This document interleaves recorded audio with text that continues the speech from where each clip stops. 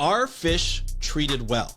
That's going to be the topic of today's episode. Have you ever thought about the welfare of fish, either in wild-caught fisheries or aquacultured fisheries? Not a topic that we think about often. We also think about the welfare of us as seafood eaters and sustainable seafood eaters, and making sure that we're eating the right seafood and making sure that some of those fish are not being exploited and being sold fraudulently. Having, hey, I want to eat sea bass, but it's actually tilapia. Or I want to eat tuna, but it's actually a shark that has a lot of carcinogens in it. So there's a lot of stuff that goes around the seafood industry, and we got to make sure that we are treating these animals properly. So we're going to talk to Wasim Imam, who is the founder of the Ethical Seafood Research Organization. You can find more information at ethicalseafoodresearch.com. We're going to be talking to him about the welfare of fish. Let's start the show.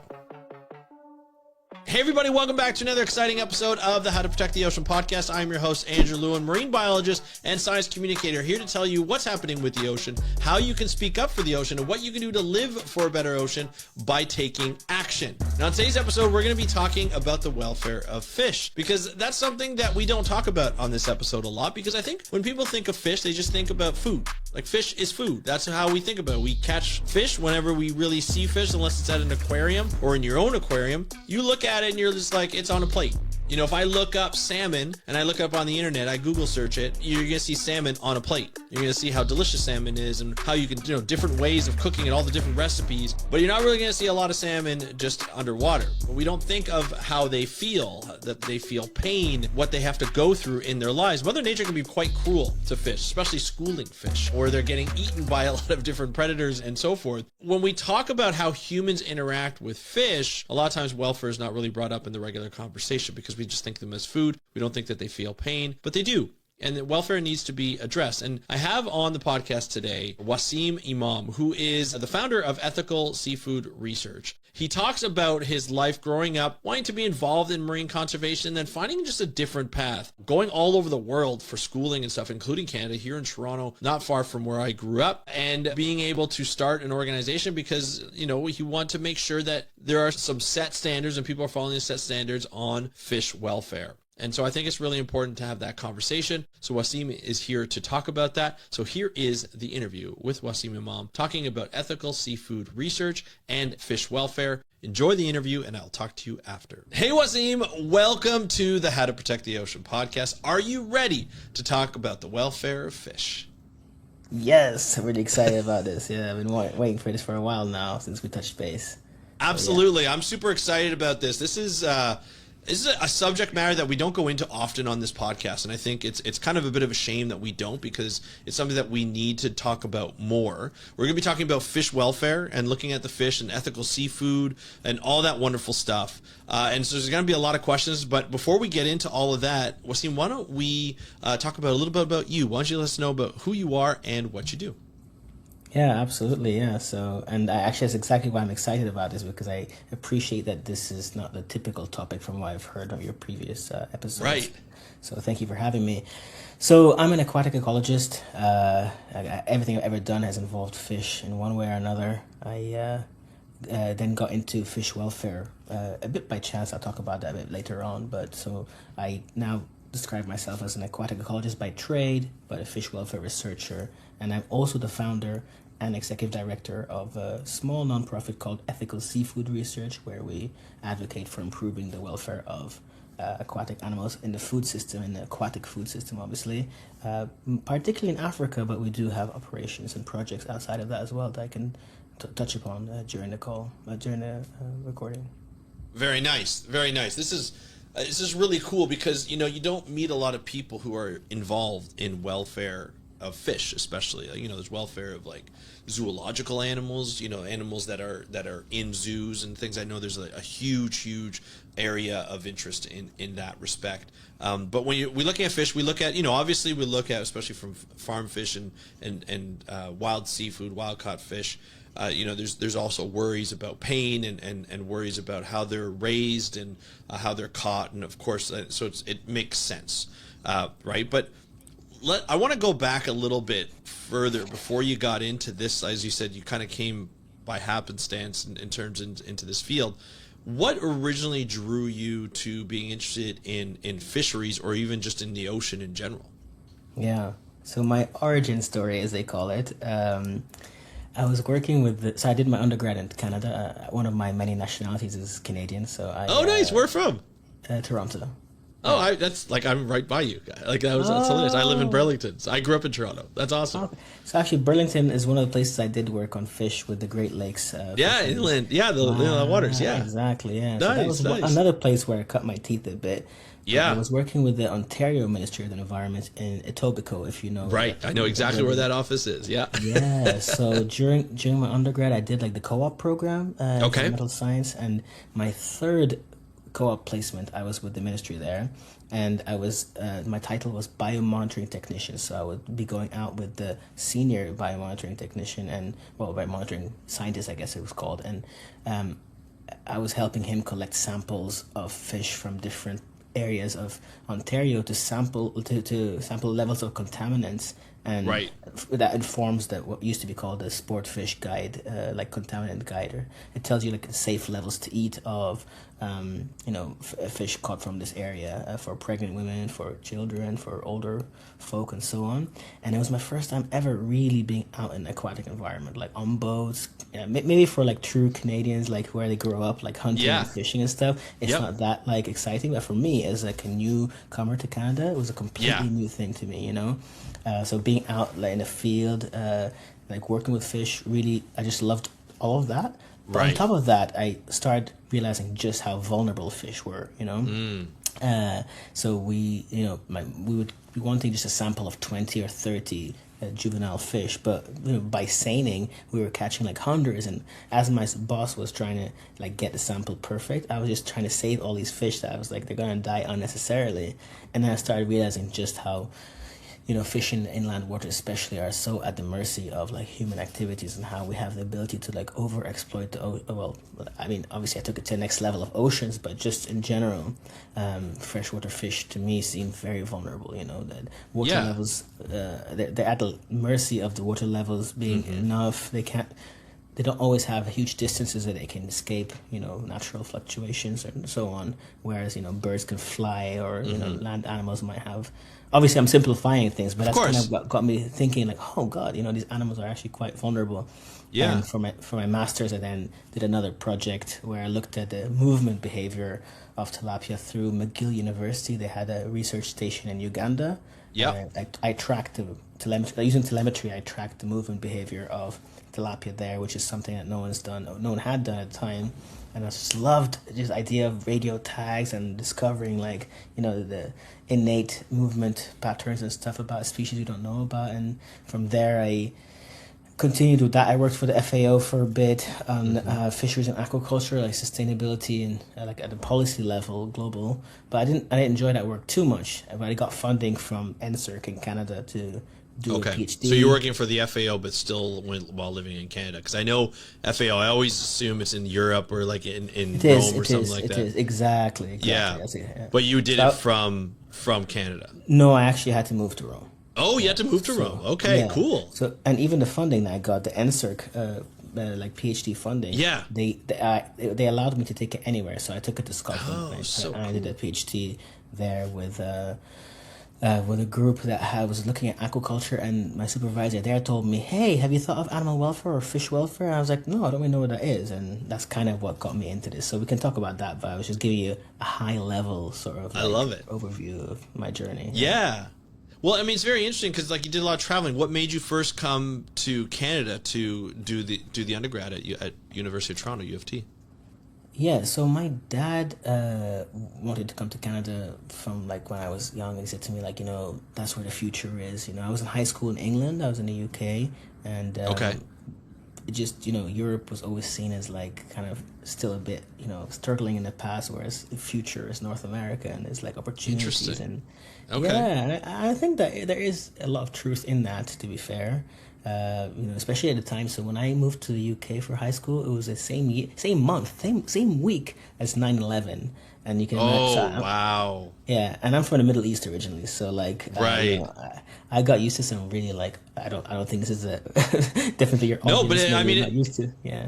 It forms who you are, because these are like the I think that's what gets left out of a lot of people discuss when we discuss marine marine biology or anything marine conservation related is we leave out what's happened to people throughout throughout their lives. We are impacted by what's happening in our lives. Like the people right now in many places around, especially here in North America, we are impacted by decisions made by the U.S. government right now. Whether we agree with them or not, we are impacted. Like there are people whose jobs in the States are impacted by what all the cuts that are happening at NOAA. And so it definitely shapes where we're going to go, where we're going to live, how we're going to be treated when we go to certain places.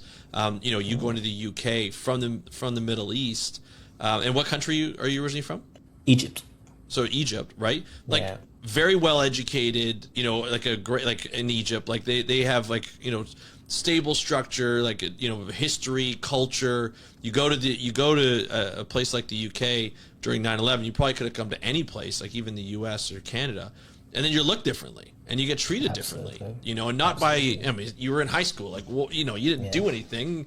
Your parents came over for what you say is like a better life. And so you get impacted by that. So never leave that out of your story, because that's who you are and what you've become. You know what I mean? Like, totally, now But actually, Andrew, sorry to interrupt you. Yeah, but just go ahead. On that note, I do remember, and I always tell this anecdote because it stayed with me for so long. Like, I came back to the UK for Christmas, and I went back to Canada after my first semester or term university. And I had a PR card, right? So I was a resident. And the border guard in Canada, I don't remember, what do we call them? Like the customs officer? Yeah, exactly. Yeah. Like, the guy said to me, "Welcome home, sir." And I was like, "What? Oh my God." Like, that just felt like already a huge difference. Yeah. And that always builds part of this kind of like feeling like you're part of something and you don't have to prove who you are. You can look like anything, and especially Toronto, right? Like, well, Toronto's so multicultural. Yeah. Absolutely. Yeah. Sorry, I cut you off, but you were going to say something. Well, what I was going to say is, like, as you grew up in that, like, in the UK in high school, and you're like, did you still have that interest, for oceans? Like, you must have had, like, for freshwater or oceans to come to U of T to do a degree. Was that the purpose? Like, you were coming, like, like you go from the UK to Canada to be like, okay, this is what I want to do. Better place, as you mentioned, like, this is like going to North America for a better place. Were you always interested in oceans or aquatic life, even in high school? So I actually think that came a bit later, and sometimes I do regret just that it took me that long for the penny to drop, let's say, because biology was always my favorite subject. But I didn't follow what I liked as much as what I was good at, and what I was really good at was business studies somehow. Like, I excelled at anything to do with business. Like, that was my top subject in the UK. So I thought, oh well, making money is good, and I was just thinking about that. I wasn't really in tune with my interest per se. And then when I actually moved to Canada, and I realized that business management was like actual very mathematical, very like financy. Like, I just didn't like it at all when I started. And I picked up the prospectus and I started thinking, well, what do I actually like? And I'm like, I've always liked sciencey subjects and sort of animals and biology and so on. It seemed like a no-brainer to change to environmental science with a focus on environment, like the aquatic domain especially. And then co-op shifted me very much in that direction, So that's kind of where I was a bit late in that sense, like wasn't in tune with what I truly liked. Yeah. And I think it's a great part of your story too, because like you change, you realize you try something out in university, you literally go across an ocean to go try something in university, and you realize, well, hold on a second, I don't like this. I'm not. This is not what I really wanted to learn, and then you switch. That's a big decision to do. Yeah. As a young man, like going into a new country, new university, and you're like, what the hell am I going to do? And then you find out, hey, I've always loved science, like, let's do it. And you graduate, and was this the program you went into this, you got a Bachelor of Science, but you went into environmental science and international development. That's a different, that's not your traditional, like, science, what you would think when people say, oh, you'd graduate with a science degree. International development's a big part of science, but not a lot of people put that together. What did you transfer into that program right away? Like, that's what was interesting, and why? Yeah, so I think I was okay. Do you know what? I did more credits. I think you only have to do 20 credits to actually get a degree. I did like 23 or 24 credits. Gotcha. I just loved studying so much when I was at U of T that I kept taking like 6 courses every semester just because I was like That's modules. awesome. Yeah, Not I just easy to loved do. this. 6 is No, not easy to no, do. It's a no. lot of work. Exactly, but also like just the idea that they have like in the summer you can take stuff and like and there was no limit per se as long as you were keeping on top of things. And electives is something that I really loved about North America that we don't have in the UK. We didn't have, so my friends there couldn't take all these electives. I was just like taking random stuff, anthropology, linguistics, stuff that really shaped me, I think, and actually Absolutely. changed how I looked at things. But so I actually took like enough courses for 3 majors, but I could only declare 2. So I declared international development and environmental science, but I did also do a whole major in French just because I was like kind of obsessed with French and Awesome. that did And you're in shape me. Canada, you might as well, right? Exactly. So that was a really nice part of the experience. So international development it was when I looked at prospectus, I just thought this is really. I always wanted to work for the UN and like kind of do international type stuff because I traveled a lot as a kid. I was an expat in most places. I was born in Saudi Arabia to Egyptian Okay. parents, so like we had an expat community there already, and I just imagined that would be my future. And like international development spoke to me, I think. But Gotcha. when I kind of started taking the courses, I realized it's going to be hard to find a job or easily. There's a lot of also it's like the kind of thing where you're learning about like poverty in places and you're learning about problems, but it's not always solutions, and it's a lot of Right. sort of It can be heavy. we've tried exactly be whereas heavy. I loved environmental science because if the soil is like has issues, you remediate it, you move on. Yep. Like there are solutions that are concrete, and I could get my head around those, and I felt like I could make an impact. And of course climate change was all the rage, it still is, but like Still is, yeah. yeah, and I felt like that's something huge that we really need to do something about. And so anything within the environmental domain was really interesting to me. That's awesome. So you do this bachelor's. You start off with a master's. Is that what happened? Yeah, so I got a scholarship to do something called Erasmus Mundus, which is for non-Europeans to come to Europe to do a 2-year degree, and it's always like something joint between multiple countries. So mine was France, which obviously leveraged my French, English, UK, France, Germany, and Portugal. That was the 4 countries that were Okay. part of the consortium where I did my master's. But for my dissertation or thesis, I did my project through McGill because I had a contact there in the Stewart Biology department, and she had the field research station in Uganda. I was always like. I'm always someone who've had like lots of interests in different things and different Yeah. places and stuff. Yeah. Well, I mean, it makes sense. You move around a lot, and then you're like, okay, where am I going to go to next? It almost feels like that's what it feels like in terms of research, which is great for someone who wants to be interested. I think for me, I never traveled a lot. I always stayed in Canada. When I did my master's, I traveled a little bit. Like I lived in the States a little bit, but I never really traveled to Europe or Africa or Australia or anything like that to do science work. Which and that's like it's tough because like your comfort level may not be there. But if you're used to traveling, you're used to living in different places, then you're a little bit more open. And what I like about that is the freedom to be like, all right, I have this question for science that I want to be able to solve. Where is the best place to do it? So your field station might be, like you said, in Uganda, or your field station might be back in Canada somewhere, or in the UK or in Egypt. It just depends, right? To have that open mind of like, I've lived in a bunch of different places. I know what to expect there. I can go in and have my own, sort of cut my own teeth on this science, but also enjoy the adventure of going into a different place is great. Now, going to Uganda is a very interesting country because it's had its social problems itself in terms of, I mean, I remember in the late 90s, early 2000s, there was a civil war that broke out. When you went there, was there violence in certain parts of Uganda? So, it's funny because as an Egyptian or someone originally from Egypt, you kind of grow up thinking that you're African and you're like, oh yeah, I'm African. But then when you go to real Africa, you realize that even they don't consider you African. Like everyone was treating you the same as like any other, like none like Ugandan person. And That was eye-opening because obviously I just mentioned that it was like on the receiving end of racism in previous parts of my life. So suddenly it's like, Right. hey, like, can you guys make up your mind? Like, am I this or am I that? You know, but no. So Uganda, no, actually, it felt extremely safe where I was. I was in a small village by one of the satellite lakes, near. It's called Lake Nabugabu. It's just outside Lake Victoria. So Okay. it was nothing at all like what I had maybe imagined. Well, it was really uninformed. All of my just like images I had in my head were uninformed. But yeah, the Right. research station was very quiet. It was so tranquil by the lake.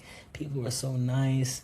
I just had a really good experience there, and that's why I kind of wanted to do more stuff in Africa in the future. Oh, okay. Okay. Cool. I was just looking it up as you were mentioning that. I was looking, making sure that because I think I was thinking of Sudan when I was thinking of wars that happened, and so I think they were involved in some kind of way, but I don't know exactly how they're. So I don't want to misstep and say the wrong No, no, country. but That's I thought my you were ignorance. I thought you were referring to like Idi Amin. Remember the last king of Scotland? You Yes, know, yes. I think I was. I don't know a lot about the histories. I know like there was a war in '86 to '94, but I yeah, didn't know like I said the late '90s. So I think there was, but I think that had to do with the Sudanese civil war. So, yeah.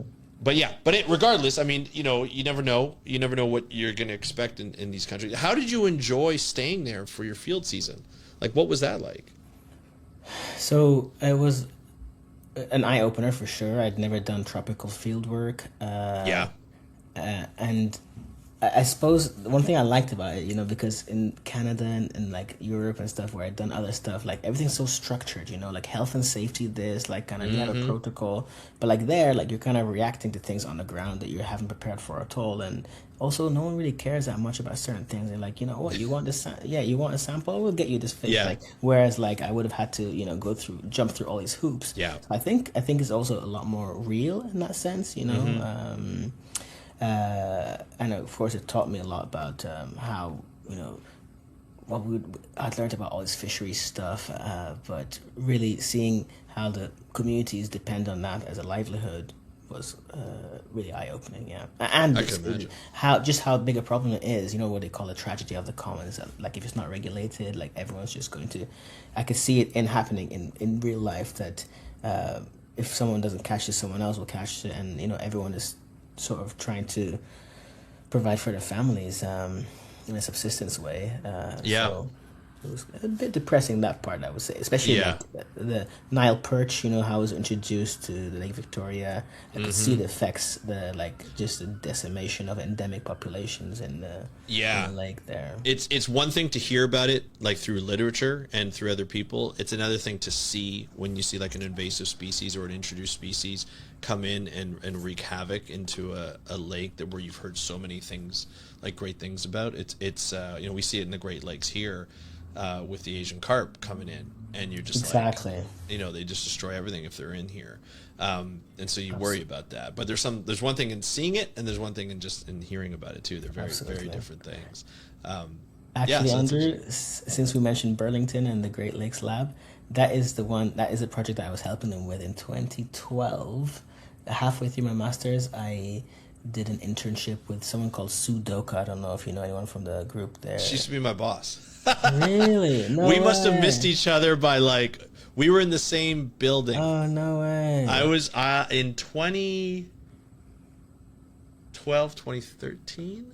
I was working Okay. for Nick Mandrak. Yeah, oh, no way. He Yeah. was at UTS. He joined UTSC just as I was leaving Scarborough. Yes. Yes. Yeah. Okay. That's hilarious. Yeah. That is So about hilarious. 2012. Yeah. That's so funny. Yeah. Yeah, Small so world. I helped her with a few reports, her and her like group at the time, like Erin and other people. But they had Yeah. this project with Nick Lapointe. I don't know if you know who that is. Yep. Right? Yeah. I know Oh, Nick. Yeah. And Aaron was like my office mate. Okay. Yeah. I didn't realize you were there. Yeah. No, I live like a stone's throw away. Like I drive there like 5 Crazy. minutes. Yeah. That's so funny. Amazing. Yeah, so Yeah. I did a few months with them looking at like the carp. They had like a radio telemetry. No, radio? No, it's acoustic telemetry project in Yeah. the harbor, and we were Right. looking at how to keep carp out of the um, main part of the lake, I guess, using these. They had these gates that they could like open and close, I think. Oh God, it's taking me Yeah. back. But yeah, it was but it was carp that was a problem, and it still is. Yeah, I guess, right? still is. I mean, it's still there's still I think they found a few, but nothing like a major population or anything like that. I haven't kept up in the last few years, but I know they still do monitoring every year, and there's boats out every year to make sure they catch them and grab them if they see them. But I haven't seen too many things. They've sampled with like eDNA and stuff, and have found some samples of some that are there, the good, not the good ones. So because there's like Asian carp that are okay, and then there's invasive Asian carp, and so there's a bunch of different species, as you know, in there, and so they continue to monitor them. But even common carp is like has wreaked havoc and. Oh yeah, because they're so destructive, right? When they eat everything, and so they're so destructive that they can really take away habitat pretty quickly if they go through. Asian carp just seem to be a little bit more efficient at it, and so common carp are still bad, but they can. I don't think they're as bad as what we're expecting Asian carp to be. And there's so many rivers and streams that they can reproduce in, so it could be quite quite concerning in terms of that invasive species. But yeah, of course. No, you're taking me back now. I know that word for a while. No, but that's awesome. So like, and then you go, you do the work in Uganda. Was that when you were at University of Stirling? No, that was when you were at McGill. That was, that project was through the McGill Research Center. Gotcha. Someone called Lorraine Chapman from there. I don't know if you know anyone from there. Oh, No, I don't know anybody from there, but I've heard of it. Yeah. Okay, yeah. So she's an inland freshwater person too, and she had someone called Beth Nybor who was working with her, also Canadian. She's now at Virginia Tech, I believe. Okay. And so from there, after that, I got the FAO work. So I came back to Canada for a bit. I was applying for jobs, and it was mostly consulting work that I was getting. Yes, and a lot of consulting, I didn't want to get into consulting, the big, sort of environmental services and so on. So when the FAO thing came up, I was like, yeah, definitely. It was a consultancy, but it took me to headquarters for a year and a bit. I did different roles there with fisheries mostly, and then I joined the. So do you know like RFMOs, how they work, right? Yes. So I'm used to people who actually don't know anything about my field. Yeah. So like I have to like recalibrate and be like, no, Andrew actually knows a lot about this. So, well, why don't you just tell the audience like what it stands for? Because we've talked about it on the podcast before, but just to make sure that they completely understand, it's like regional RMF management. Organization. Yeah. So all of the seas and oceans of the world are divided into areas by the UN or by other bodies, and they're all managed by these organizations that are responsible for kind of bringing member states of that region together to make decisions mostly about fisheries, like how like safe levels to catch of different stocks, and they kind of help mediate between countries a bit. The majority of them have a lot of issues because countries just don't agree on so many things, and there's no real stuff. Yeah, exactly. Holding them like accountable is also very hard. Like you can't force them to stick to their promises. So I worked in the RFMO. I actually worked in two RFMOs. One in Thailand. Well, the one for Southeast Asia, the coordinating body for the Southeast Asia was called. That was before my master's. But I worked after my master's in the Mediterranean one called the General Fisheries Commission for the Mediterranean, the GFCM. Which is, by the way, the worst managed body of water in the world. Ironically or unironically, I don't know. Yeah. Terrible. Yeah. So much mismanagement. Actually, Spain and Italy used to be, I believe they still are, the worst culprits for like overfishing and just even marine pollution and a bunch of stuff, and discarding fishing gear. Yeah. They're like it's a bit of Wild West in some areas. Well, and it's like I just discovered this recently. I didn't know a lot about the Mediterranean in terms of management. But there's no you know how every other country has like an exclusive economic zone. Yep. There's really no exclusive economic zone because there's so many countries that are there. All of them overlap. Exactly. So it's pretty much just like treated as international waters. So you can do whatever you want, and there's nobody there to help you. And hopefully the High Seas Treaty that just came in recently as of this recording, like this past weekend, hopefully there's going to be some management coming from there, and those countries can agree. But it's a mess in there. Yeah. Totally. So one of the things that I was sort of marginally involved in, but like that was the all like the talk of the town when I was at the FAO was the Port State Measures Agreement, which like, was gonna basically, because IUU fishing, I guess I have to define that: illegal, unreported, unregulated fishing. That there's so much of global fishing goes undocumented and unregulated, and that's a problem, obviously, for the UN and for just trying to manage fisheries globally. They were very excited about this idea that if all the ports around the world signed up to the agreement, that they'd have to, make sure that everything that comes in is documented. That would be a way, to combat IUU fishing. So, because nothing can be landed, if you can't land it, then it can't. That's kind of solving it not at source, but at sort of a source, because for sure to come in. So that was, and I think that got ratified, but then somehow I haven't heard about it since, really, which is an indication that probably it didn't end up having the impact it should have had, or maybe not enough countries ratified it. The High Seas Treaty was another one, but that's a different ministry, a different organization. Is that UNEP or is it I'm not sure who manages that. Okay. Yeah, I'm not sure. It might be UNEP. No. Okay. Yeah, I just remembered that Port State Measures, because it was like everyone was so excited about it. But, a lot of the UN stuff is like that. I think on paper and in theory, it's all very nice. But like SDGs is so nice, beautiful, poetically kind of meaningful. But, we just kind of crap all over that. Not we, but Yeah, no, I get it. Like, look, you're preaching to the choir here, because, I've said this for years, where it's like when you have international agreements like this, it's they're nice to have, and there are certain countries who will follow it, and they take pride in following it, and they take pride in getting it or being a part of it. And then if they don't, they get embarrassed because of it. And so some countries work on, I don't want to get embarrassed, so I want to be able to keep this. And other countries now these days seem like, well, I don't even care about it, or I'll pull out of it because we don't want to be, but others will like, oh, I'll be a part of this if you let me do this. It's a little bit of a negotiation tactic, for certain times. So they become important, but there's definitely a game to be played with those, and enforcement is never easy, especially in international waters. So that could be a difficult thing. 100%. Yeah. Yeah. I think we could have a whole 100, yeah. Yeah. Absolutely. But like so what after FAO, you kind of come across like welfare of fish, right? Yeah.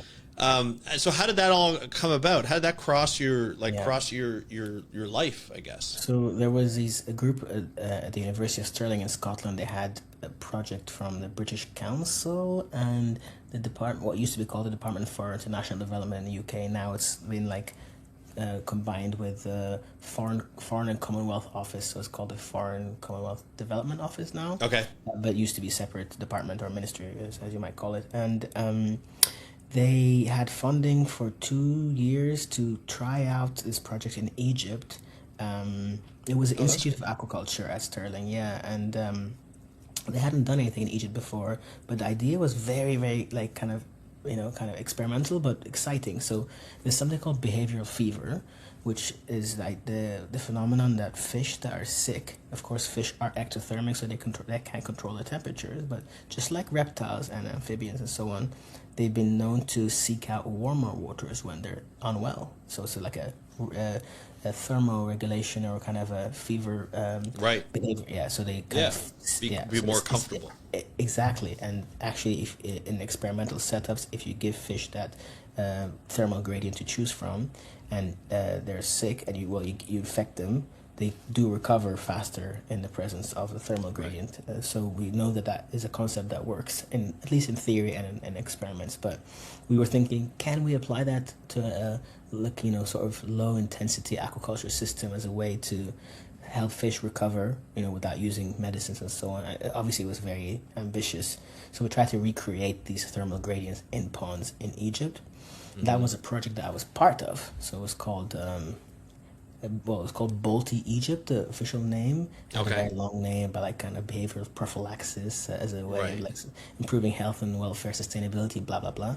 But the part that I was focused on, my supervisor said to me, "Why don't you go assess the welfare of fish in these ponds and like come up with recommendations and like a protocol for how to assess welfare better?" And I was like, "Welfare, animal welfare? I didn't know anything about it." So Right. I started reading about it, and I was like, because it used to be something like very veterinary, like from the veterinary world or from, terrestrial livestock, and like you said before, pets, wild animals. It was like I knew the term, but I didn't really know what it meant. But I realized it was whole fields of research on like the five domains and the five pillars and all the Yeah. frameworks for assessing it and how do you know if animals are doing well. And I realized that fish welfare was like growing in people were more and more interested in it, and I could see more funders also being interested in this area. So I was like, maybe it's actually a good opportunity. So through the research, I started thinking about tilapia, which are very neglected. Well, that's a word that is now bandied about. Like there was no protocol for how to assess the welfare of tilapia. No one really knew what the behavioral needs were. We're slowly starting to know more and more, but they are one of the species that are farmed in the greatest numbers in the world and consumed as well. So through that, actually, and then after that, I was encouraged by a funder to basically start my own organization in Egypt, because they were like, hey, actually this is right after COVID, where there was a lot of funding, the stock markets were doing amazing, a lot of these foundations had like they were flush with cash, and someone was like, Right. hey, how do you feel about like trying to start up your own thing? And it wasn't my dream of mine, but I could see a gap, and I thought, well, I'll try it. And okay, I guess we tried this. So we started with a small project, a scoping study, and from there on, it kind of grew. I can talk a bit more about that, but I was just sort of giving it a high level. Well, yeah. I mean, it's interesting because, like, obviously, you look at the what you mentioned as the basic project, looking at how fish will take care of themselves throughout a water column, or whether they're in an aquaculture facility or whether they're in the wild, they have to survive, right? And a lot of times when we look at fish, we just see fish. We see them either as seafood, or we see them as like a cool looking fish, but we don't often see their character. Like even in an aquarium, you can look at a fish, but you'll see probably a school of fish. You may not see one, unless they're really big, like a grouper or something. You won't really see their personality or their characteristics, even though each fish has their own personality or characteristics, whether it's how they demonstrate it in a school of fish, how they demonstrate it as an individual. They all have their own unique kind of characteristics, just as I discovered, as any animal does, right? You look at a zoo, they all have their own characteristics, and they have their kind of funny quirks and things like that as they're influenced throughout their life. Like, for instance, I was doing the podcast for the Toronto Zoo here during COVID, and one of the things that I learned is that their head gorilla, like their troop leader gorilla, Charles, who was like a 25-year-old silverback, or even older, he was maybe in his like 40s or 50s, silverback, like big gorilla, like can pretty much rip somebody's arms off if he really wanted to. And he was afraid of frogs. Like fully afraid of frogs. Like wouldn't let the troop go near a frog because like he was afraid of it. And so like, they all have this characteristic, but when we look at fish, like we could look at a whale and we can see the characteristics. Like we look at an orca and we're like, oh wow, these are really intense. We look at fish, we don't see that. We don't, like, and this is anybody, not just scientists, but we look at them and they're just like, they kind of look not dead in the eyes, but they don't look like they're looking at you. They don't look like they're really engaging with you. And especially like a fish like tilapia, which we normally just see as seafood, like you see, like they have to take care of themselves. They have to survive from a very basic level. And so their welfare as a survivor is going to be important. If they're sick or hurt, they're going to want to go to a place where they feel comfortable. Like we go to bed if we have a flu. If they're sick, they need to go get warm, like you mentioned, so that they can get better again. Now, whether the warm allows them to heal, or whether the warm allows their body not to worry about one more factor as the cold, and then they can actually allow it to heal, like allow the rest of the body to do what it needs to do, is another thing, which I'm sure is probably published on and so forth. But going into welfare is a really interesting idea. As you mentioned, you were like, I'm not a vet. Why would I go? First, when you first think about why would you go? As you started to do this project more and more, did your mind open up a little bit more to like the world of welfare of fish, and where was it going? Like, what questions were you developing as you started to continue to do your PhD, and even after, when you're looking at welfare of fish just in general? Yeah, I just wanted to mention though about this behavioral fever thing. Unfortunately, the project was actually like a huge failure. No, just because like Oh no. yeah, because we tried to like design these greenhouses like above parts of the pond, and we Yeah. thought, well, definitely like like a tarpaulin kind of like a cover, Right. or polyethylene. Sorry, like it was gonna definitely warm up the pond. Like that's Of how course. But then actually for some reason the data loggers that we used like consistently showed cooler. Maybe it was just like where the water level was in comparison to the height of. Like there was a whole kind of physics and dynamics, like course. thermodynamical stuff that we did not study before. We kind of assumed we did pilot it, but for some reason we were just running behind schedule, and we Yeah. kind of just these things always go like there's always Happens. research It things. happens. Yeah.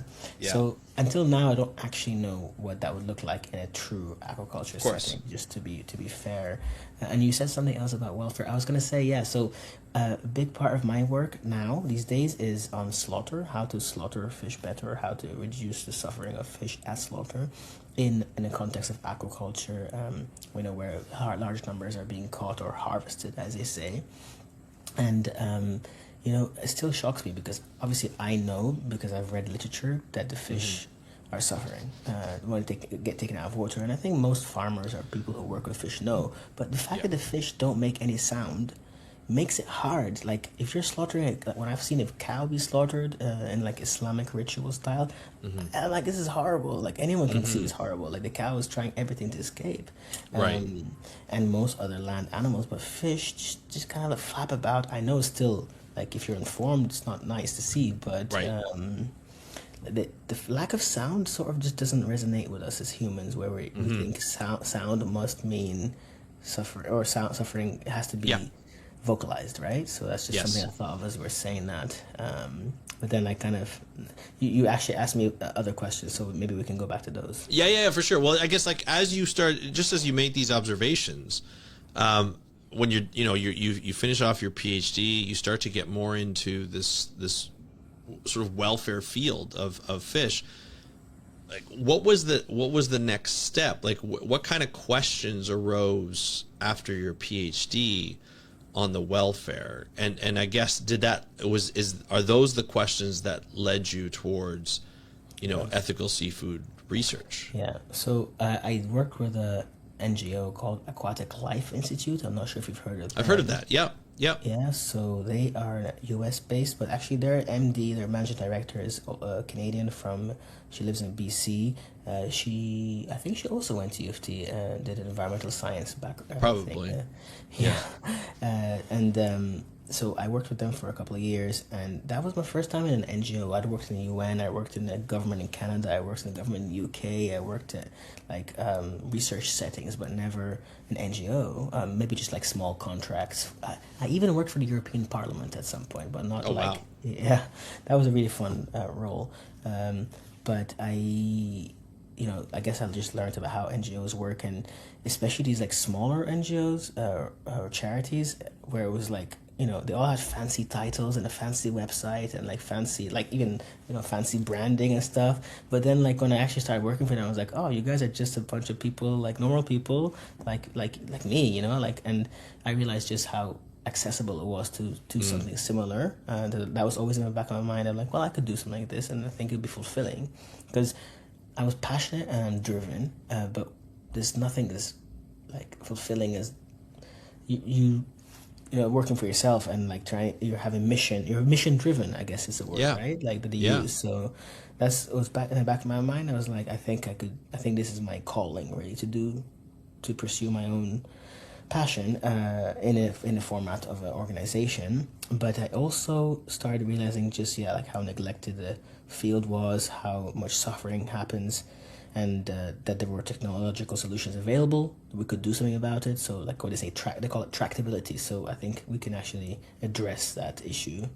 So the scale was large, the neglectedness was big, and there was something we could do about it, and that appealed to me. So I don't know if you're aware. I guess I'm referring to a framework that belongs to the effective altruism movement, and that's the people who fund most of our work and Oh, okay. most of the work of organizations like ourselves, such as Right. Aquatic Life Institute. So that's a movement that came out of Oxford University. Is philosophy driven. How do you do the most good in the most efficient way? And they managed to convince a lot of tech bros to part ways with a lot of money because they kind of like this idea, this framework, and because of that, well, our farm animal welfare is one of the areas that they care about. Normally, it's just very neglected, like underfunded, but because Right. they do the math and look at how many, like shrimp, for example, shrimp welfare is now receiving millions, if not more. Which is crazy because you never would have thought of shrimp and welfare goes in the same sentence. Exactly. So that's kind of just serendipitous at the time that I was doing that research. Yeah. There was people wanted to fund that work. So yeah, it was opportunistic, but also I think it just made sense on many levels to me. To answer your question, I was trying to be brief, but then like since I started talking about neglectedness, I'm like, well, I might as well mention the movement and like the framework and stuff. Yeah. Hey, this is a podcast. Nothing is a brief on this podcast. I am guilty of that myself because I talk a lot. One of the reasons why I started this podcast. So no need and worried about being descriptive because that's what we're here for. We want to learn about that. So tell me how ESR came about, like ethical seafood research came about. Yeah, so my supervisor was always using this word responsible aquaculture or like Yeah. ethical. He obviously he wasn't a big fan of sustainable because it just lost meaning over the years, right? So the word ethical comes from him, very much him saying like, yeah, we can do things sustainably, but is it ethical to farm in this way? Or, when you think about the ethical dimension, I was like, interesting.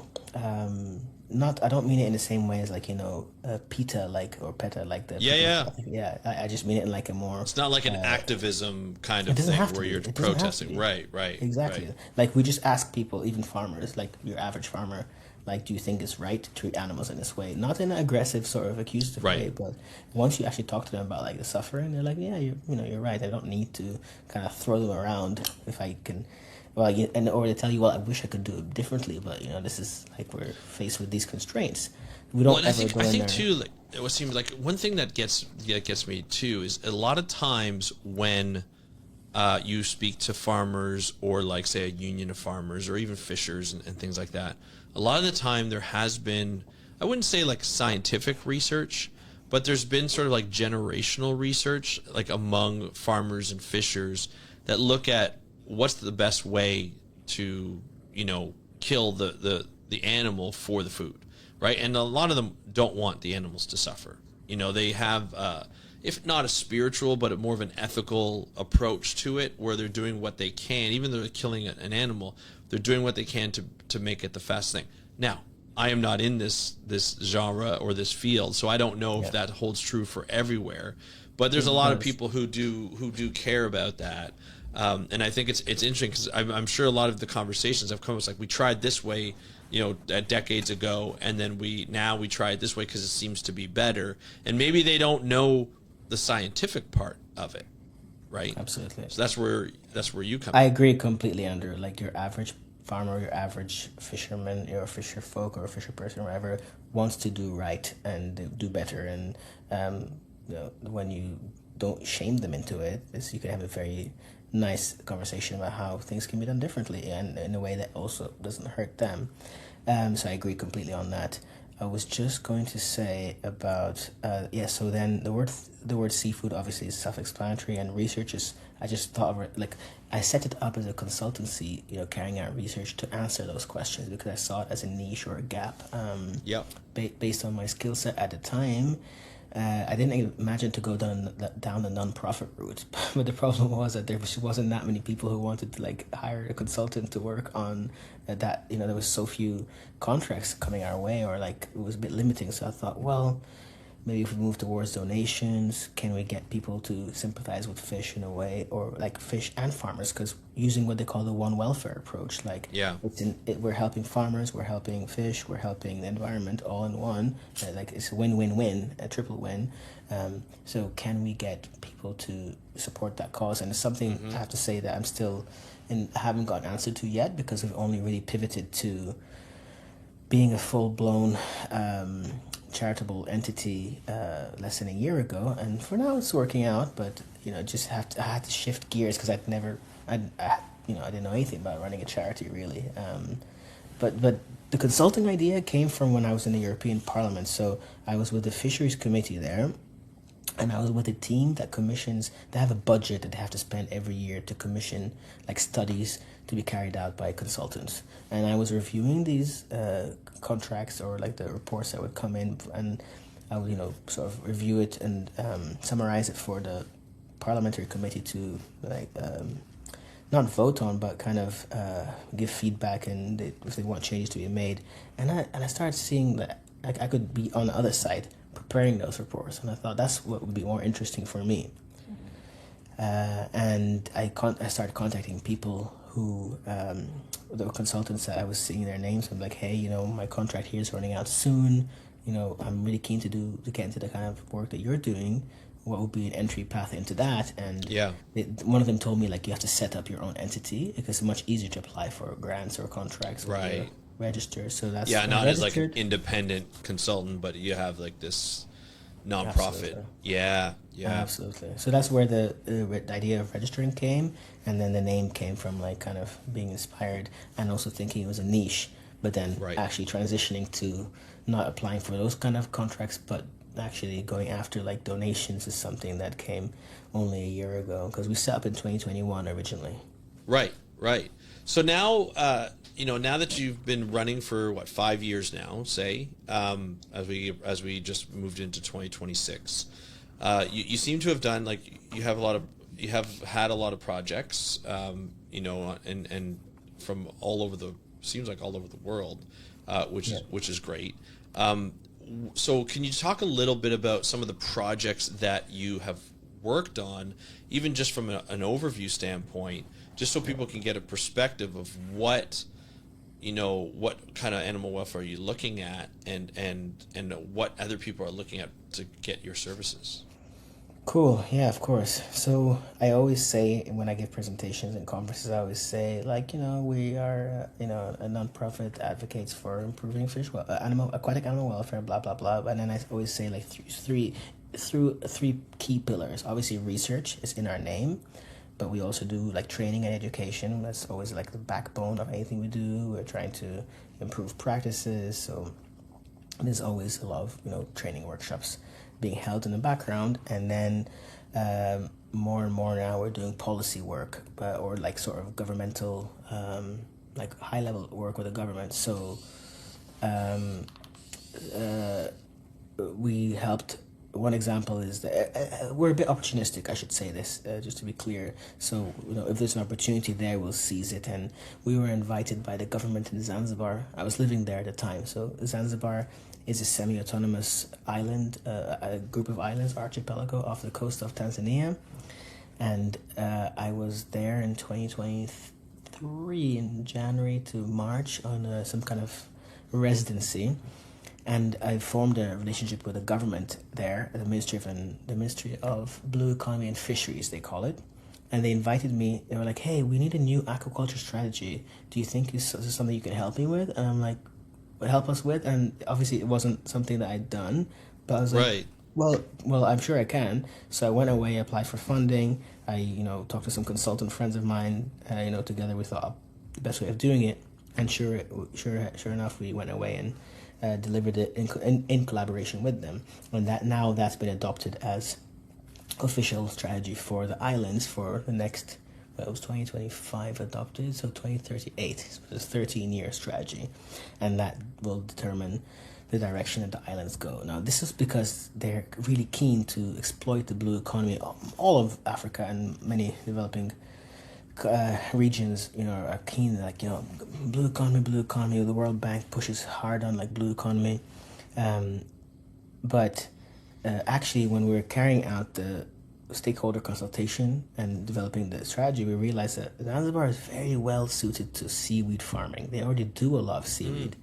And moving into fish farming doesn't make sense because all the species that they would farm would be for export, not for food security or for subsistence. So actually, if it wasn't through fisheries, it was going to be like they could already meet their needs for protein through wild caught fisheries, so it didn't make sense for them to be doing too much finfish farming of low cost species. So seaweed makes more sense. It's a lower entry point. They're already doing it. Their environment is well suited, and it's much better for the environment, as we know. It employs women and younger people, and it can be beneficial on a number of levels. So that kind of opened up a whole new work stream for us on seaweed, which I never anticipated. Like, when should a government invest more in seaweed, and when should it invest more in finfish farming? And that's one of my main projects for this year, to work with economists to answer those questions, using a whole bunch of different models and so on, because I think often governments push because that's just like the fashionable thing to do, like, yeah, let's farm fish, but without actually studying whether environmentally it's the best use of their resources. Do they have the right infrastructure? And if they do seaweed well, it can be profitable and it could be successful. Yeah. Well, and good better for the environment too, depending on what you have. Because, I have heard of studies looking at seaweed being cultured over seagrasses, and that affecting the seagrass beds. Even though it does well for the seaweed, but the seagrass beds aren't getting the light that they need, and they end up suffering.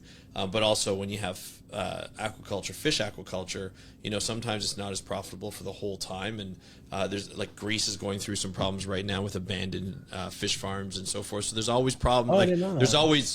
There's always issues when you look at how things are managed within a country, how the regulations are set up, and you don't want to just exploit something for the sake of exploiting when it may not be best for that. And it's good to have people like yourself and the people that work with you at Ethical Seafood Research, because it's you want to make sure you're doing it properly. Obviously the money has to be there, the revenue has to be there, it has to support jobs, but it also has to treat the country and their coastal areas or their lakes properly, right? And I think that's what's best about having someone like yourself and ESR there to be like, oh, this is what we do. Like, this is what we're looking out for you as well, as your people and the environment. And so that's definitely what we try to do. Sorry, Andrew, I realized I went off on a bit of a tangent on seaweed because I'm getting more. Yeah, of course, no worries. No worries. But I guess the part that I really wanted to mention is that what differentiates us, I think, from others in the space is that we're very much on the ground. We have our teams on every country that we operate in. We're farming. Right. We're focused.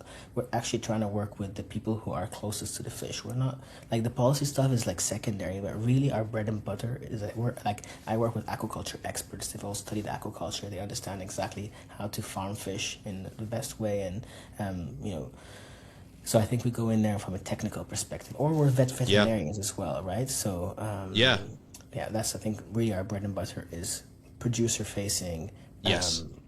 Small scale subsistence farming. Oriented. Yeah, that's all I want. Yeah, very much community focused. In helping the community as well. And so sometimes, like you said, it might be fish that might help, or it might be seaweed, or it might be something else. You never know. And I think that's really great. What's so for the organization? Obviously, a fairly new organization. What are your hopes in the future, to direct this organization, and where do you hope that you can be best helpful, for communities and countries and so forth? What do you have on the horizon, or what are you hoping to accomplish on the horizon? So seaweed was a big one, definitely, for us. That kind of came out of nowhere. That I'm really not sure. Well, I think the sky's the limit in terms of where we can go, just because there's so much excitement and funding being thrown at that. But it's a bit of a learning curve for me, because I actually don't know too much just about how. It's actually quite a whole field in itself. I know a lot about animals, but I don't actually know too much about the botanical aspect of agriculture. Yeah. So that's becoming a bigger aspect of our work. We haven't talked about it at all in our chat today, but caviar farming is something that I've also received. So, actually, when you're talking earlier about the zoo, for some reason I started thinking of sturgeon and I was watching big out videos. Here. Yeah, huge. I was watching some videos of these sterlets, the baby sturgeon being released. And I was man, if enough people saw just how amazing these fish were, the caviar industry is actually responsible for a fair bit of cruelty, really, and it's something that Mm-hmm. I've published about in the last couple of years. And I have a ongoing project with someone from UBC Animal Welfare Department. Well, she's a graduate from there. Um, we like interviewed producers to see how we can do things better. Interesting. It's not a huge area of work for us. It's just something that came to Yeah, mind yeah. when you're talking.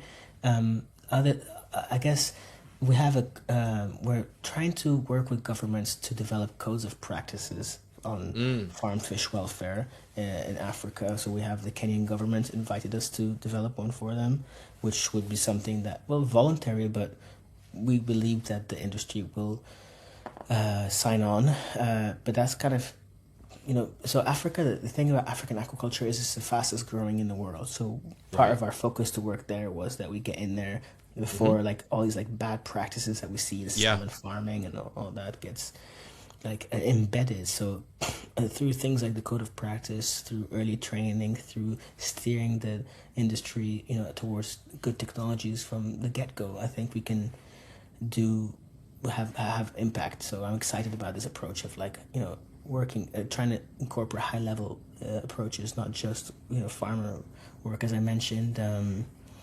What else am I excited about for this year? I'm writing a book on like an academic book. Yeah, I was invited Nice. to write that. Yeah, so I guess on a personal level, that could, it's always interesting because you end up learning Absolutely. loads. Yeah. Yeah, yeah. that's, It kind of adds to your credibility, right? As well as someone who's in this space and helping out countries, and not only part of an organization, but putting your words to paper and teaching other people as well. So I think that's fantastic. Well, And Andrew, actually, sorry, the humane slaughter project I mentioned earlier, like Yeah. if we can find or like refine a protocol, just for like using ice as an ice slurry to like immerse fish after taking them Yeah. out of water in like the most humane way possible. If we can perfect that and adapt it so that people can use it easily, I think that could reduce a lot of suffering in a low cost, high impact way. So I'm very excited about the trials that are ongoing. Yeah. And that will continue to go on this year. So that's another thing that I see on the horizon. Sorry, I cut you off. Yeah, no. I mean, that's great, because I was just about to just say thank you and everything, but that was awesome. I'm glad you told me about that, because it's just the different ways that people are thinking about making sure that we're treating the animals more humanely, and so aquaculture, as we know, is one of the fastest growing fisheries in the world. It's slated to, if not already, serve about 50% of the population, like world population, probably more than that. In the incoming, as you mentioned, African countries are probably the biggest growth of aquaculture in the continent overall. And so it's very interesting to be able to talk to you today about this, Wasim, and be able to enlighten us on this type of work. I know we kind of covered a lot today and a lot of different things, but I'd love to invite you back on to talk about specific projects and dive deeper into it, into the science, and just to kind of give people a perspective of the type of research that's going on and how it ties to helping community. Because I find with conservation, it's really managing communities, right? And it's a big part of that. And because we do a lot of the disturbance, so if we're going to do a lot of the disturbance, we need to be managed. We need to do it right. It's great to have yourself and your team to be out there and helping countries who are potentially new to this, different types of farming, or just welfare of animals in general, be interested and work with your organization to help it out. I want to thank you for your work, but I also want to thank you for coming and sharing your story with us. No, I really appreciate that, and I'm always happy to come back and talk to your audience. It's been really, really a joy, as always, to talk about our work and to share. I just wanted to say, Andrew, that personally, like when I saw this like title of Speaking Up for the Blue, I was like, oh, Yeah. is our work a good fit? But I still want to like kind of go for it. I'm like, well, I'll reach out to Absolutely. Andrew. It's not Absolutely. oceans. It's not necessarily like the sexy marine biology stuff, but it's important, and it's an important part of the debate. And we're trying to get ourselves out there in different circles. Go ahead, yeah. Absolutely. It's one of those things where, people are always asking, people are always asking about it. And although it's not like the major topics of today in terms of like you said, being sexy, like climate change and things like that, but it's something that we have to identify. It's not just all about, the major impacts that are hindering us, but it's also making sure that we're treating the animals properly in whatever we do. you know, whether it's through experimentation, whether it's through aquaculture, whether it's through wildlife caught fisheries.